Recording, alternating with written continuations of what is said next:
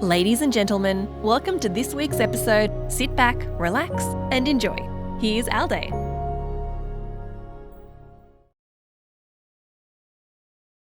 What is going on with the state of the game? Welcome back, Islanders. Welcome to part 3 of Aldi's kickoff of season 2 of What is going on, your weekly YouTube series where we break down something about Star Wars Galaxy Hero. I tell you a bit about my experience of the game, we talk about what's going on, and we break down one subject. This is the third part, and where we're breaking down where the game is, the problems with the game, what's really going on, and how maybe we can fix it or improve elements to it. Now today we're actually going to talk about the state of the game. Now this is just going to be a bit of a catch-all. Now again, I apologise about the negative nature of this video. It really just kind of trying to frame out where my thoughts are at the moment and how I feel about the game and where the game's going and what I notice. Let's start with the last new capital ship. Now the Leviathan was added into the game July the 20th, 2023, I think. So 684 days ago.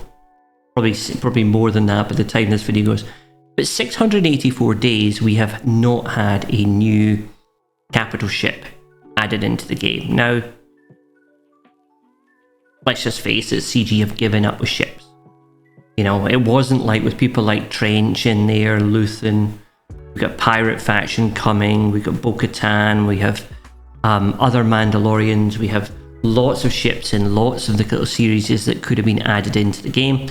Yeah, simply they haven't been though, so it really looks as though CG have given up with ships, or they certainly seem to have given up with launching marquee ships, and maybe they'll add in one ship or two ships, like the P1 or the TIE Defender to kind of renovate a team. But it really looks as though they realised that if they add more capital ships into the game today, that the GAC board's going to get too small, the TW board's going to become too small, and you're going to end up with way too many ships in people's rosters, so you're actually devaluing the ships. So it looks to me as though they kind of have given up with ships, and certainly 684 days probably looks like they're giving up. We have the wonderful slanty ships. Now, I mean, anyone that's played the game recently, what a shambles. All the ships are hanging all different directions, and it's not like it's been done. It's not like they did an update and they've immediately reversed the update. They've kind of done the update and gone, okay, we now have slanty ships. Now, it's amazing how they don't even bother even commenting it anymore. They're like, oh yeah, we're still aware of the slanty ship problem.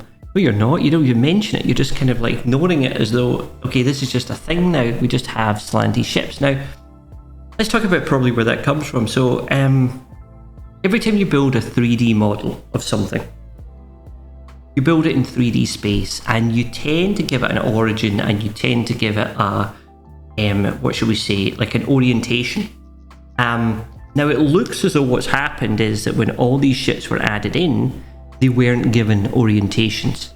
They were just kind of put in as a 3-dimensional ship, but they were not given that defined sort of orientation. And it looks like at some point CG tried to bring in an orientation kind of change to their ship battles.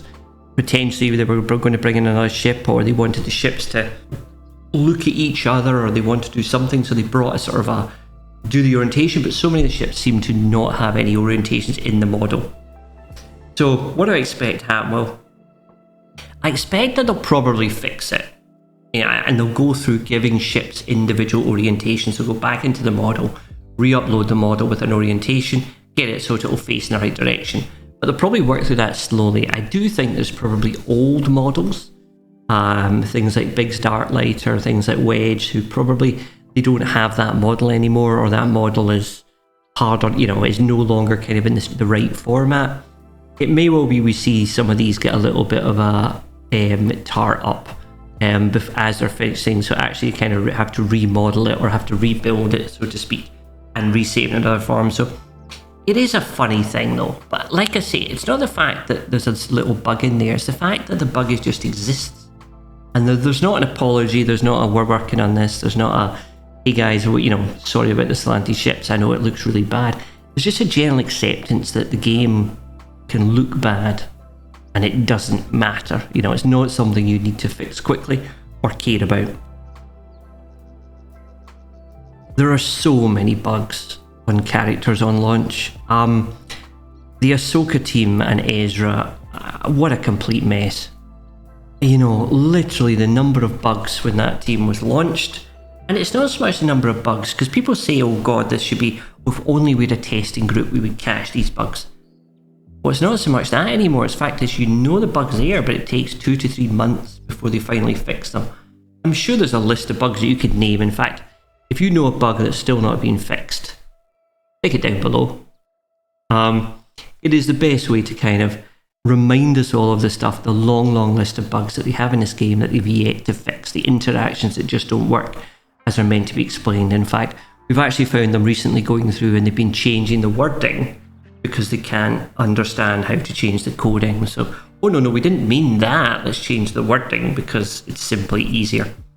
Yeah, so it's not a testing group issue. The testing group could find these problems, but it takes them 2 to 3 months to actually fix them. And that's probably, again, like we talk about the code being too complicated, we talk about the kits being too complicated. You're always going to get stuff that's going to need a little bit of bug testing, a little bit, which is fine. But you'd expect people to be able to jump on those and fix it within a week.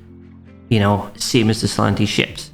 If genuinely they cared, if genuinely had the ability to fix these things, you'd think they'd jump on them and fix them a bit quicker. But they don't. So, kind of again, doesn't look good. Doesn't look good for a game that you claim is kind of like a current game or as a game for the future. It's a game that's going to be amazing. We have cancelled or delayed events. Now, we don't really know what they were going to launch for the Sad Batch and what they had to cancel due to bandwidth issues is what they claimed, but frequently they have these events. Even this new raid, the Order 66 raid, seems to be late, seems to be getting cancelled, seems to be getting moved back. We seem to be unlocking teams to be able to do it well in time for the event, completely killing any FOMO, completely killing any need to kind of rush to get characters or spend to get characters to do well in the raid. Simply, we're all going to have most of the characters before the raid drops. You even have the ridiculous situation where, GL Ahsoka Ezra, you wouldn't know she existed. If you didn't know, looking at the events, looking at the planets and TV, looking in the events that come round on the little kind of daily battles, assault battles, you'd think she didn't exist. There's no reason to have Ahsoka Ezra. She's not been given one battle anywhere in TV. She's not been given a planet. She's not been given a little kind of monthly recurring event to do with her team. In fact, there's absolutely no reason to have Ahsoka Ezra at all. You compare that with Jabba the Hutt, who has the Smuggler's Run, who also has multiple battles in multiple phases of the TV. And again, you can just tell that when they got to GL Ahsoka Ezra, they just couldn't be bothered. They just didn't want to. And adding in a battle was just beyond them. They just went, oh, screw it, we'll just carry on. Don't worry about it. There's not even a raid to do with her. There's no real need to have her at all in the game. And I think if you're going to try and launch high value characters like that, and you're not going to give them any associated events, it's again not a good look. You're kind of not training people, or you're not saying to the people that play this game that you care, that you actually care about the value of the new people. The fact that you actually care about what people can do with these characters and give them something to do with their brand new toy, so to speak. You unlock a GL, you expect to unlock a lot of new content you can now interact with and get better rewards from. Whereas all she's done is kind of trivialise some more ROTE battles, because you can just use her instead, because you don't platoon any of her teams. So again, not a good look. Then you've got the weird character, Castanu. I think people have probably criticised Castanu enough. but she doesn't actually have a team. You know, you've got Smee or SM33. He also is getting launched into the game without a team, without a clear team as to who on earth he fits into, where on earth he's gone. But for people like a Conquest character to get all the way to launch, to be a lifter, so to speak, but to be a lifter for a team that doesn't exist yet, well, that's not a lifter. It's like surely the team bring her down rather than her lift the team. Kind of, it's a perspective thing. But for her to be launched and yet no sign of her team, and her team now coming in marquees, again, just feels as though everything is late. Everything is not getting launched on the right sort of plan or right timescale. And again, not a good look.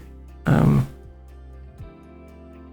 why bother with people like Castanu? Don't bother unlocking her. You know, like she wasn't needed. You know, you could easily have taken that Conquest semi off, unlocked her over 6 months, including this one, and you wouldn't lose out on anything because she's a terrible character on her own. She just doesn't do anything. And then we've got things like focused Datacrons that they've very excitedly managed to launch into the game, which is just a way to monetize Datacrons further. You know, those Datacrons that were working really, really well. Well, here's one that's 4 times the cost for you to upgrade it, and it will work a little bit better than what you used to. But actually, we're just going to use it now for the new characters like we always did for the old ones. So again, a cynical move, not one to support the community, not one to take an old character and make it better, just one to kind of like make people with the latest stuff give an extra advantage. Is that right?